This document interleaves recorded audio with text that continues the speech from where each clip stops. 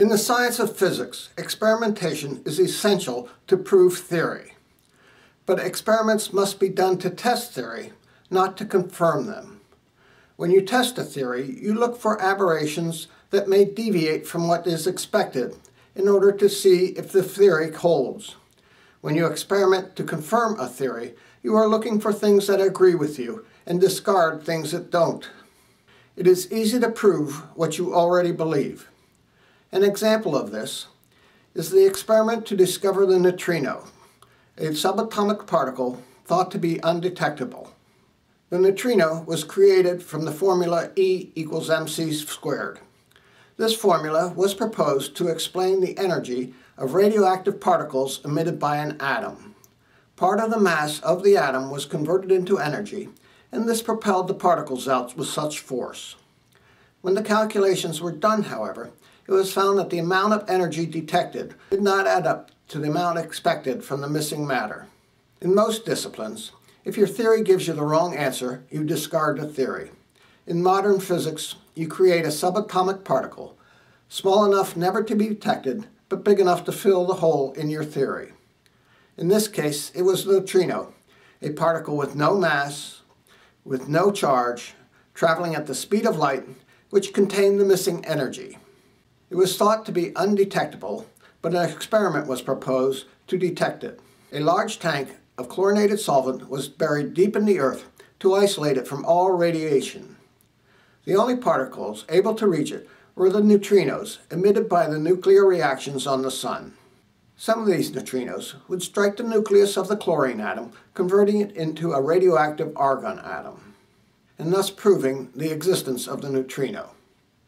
The experiment was done, and after a month's time, they found 10 radioactive argon atoms. They also found 10 non-radioactive argon atoms, which were not expected and ignored. This seemed to prove the existence of the neutrino, except for the number of neutrinos detected was only 1/3 of that expected. To compensate for this, they said there were 3 types of neutrinos, 2 of which were undetectable. These different types could change from one type to another, and therefore the results agreed with what was expected. There are numerous problems with this theory. First, by burying something in the ground, you do not isolate it from radioactivity. The earth is radioactive. The tank, it has radioactive particles in it. The solvent has radioactive isotopes. The people doing the experiment have radioactive particles. The air has radioactive particles. There is no way to isolate something from all radiation. Second, you do not discard half the results of an experiment because they do not agree with what you are expecting. You have to explain why these results occurred. Finally, you do not do an experiment to find one undetectable particle and create 2 additional ones whose characteristics violate the theory on which they are based.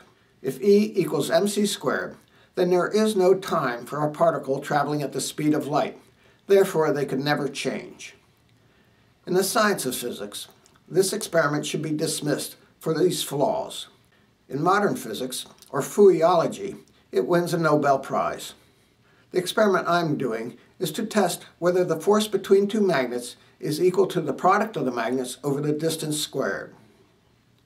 I decided to test this after thinking about gravity with a similar formula and deciding it was a bunch of hooey. I then wondered if the formula for the force between 2 magnets was also wrong. The design of the experiment is to first test and find the strength of 2 individual magnets, and then test the strength of the force between them. This is the apparatus I will use to test the theory. I have a scale to detect the lifting power of my magnets in grams. The magnets I will use are these composite magnets where I've glued a brass nut to the center of it so I can mount it on this brass rod and hang it from the frame. I take a steel block, put it on the scale, and tear it to 0. I then adjust the length of the rod so it is just above the steel block. Using this depth micrometer, I measure the distance to the top of the rod from the frame. I then attach a magnet, getting it flush with the end of the rod, move the nut down to raise the magnet, hang it from the frame, and get a force and a distance reading. I then move the nut up, lowering the magnet and getting different readings at different distances. When I've done this for 2 magnets, I attach one of them to an aluminum block using a brass screw. I then place it on the scale, again get my 0 distance, attach my magnet, and then get the force between the 2 magnets at various distances. This chart represents the results of the experiment. These 2 lines represent the strength of my individual magnets, while the red line represents the force between the 2 magnets. The first question is, why is the force between the 2 magnets almost equal to the force of the individual magnets through this range? The answer is that this is not the measurement of the force of 1 magnet, but 2 magnets. As the magnetic field of my permanent magnet strikes the steel, it rearranges the molecules, releasing a magnetic force from that. These lines then represent the force between my permanent magnet and an increasing force of an induced magnet. Even if the force of my single magnet was half of this, you would still expect the force between the 2 magnets to be much greater. In fact, if the force between them is the product of the distance squared, you would expect the magnets to lift my aluminum block right off the scale, since it only weighs 250 grams.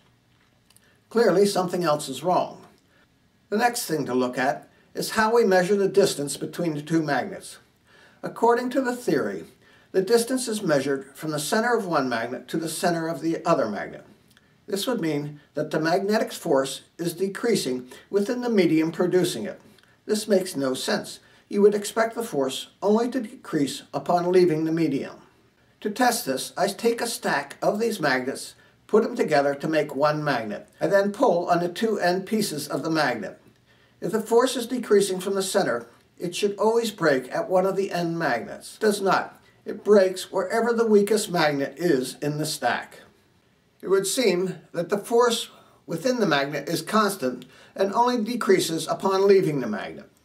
To test this, I take one of my magnets and screw it up the brass rod, clamping it onto the frame.